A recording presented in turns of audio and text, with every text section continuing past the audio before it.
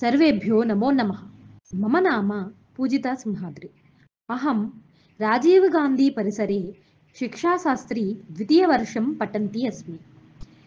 अद्य वयं नीतिशतके एकं श्लोकं पठामः।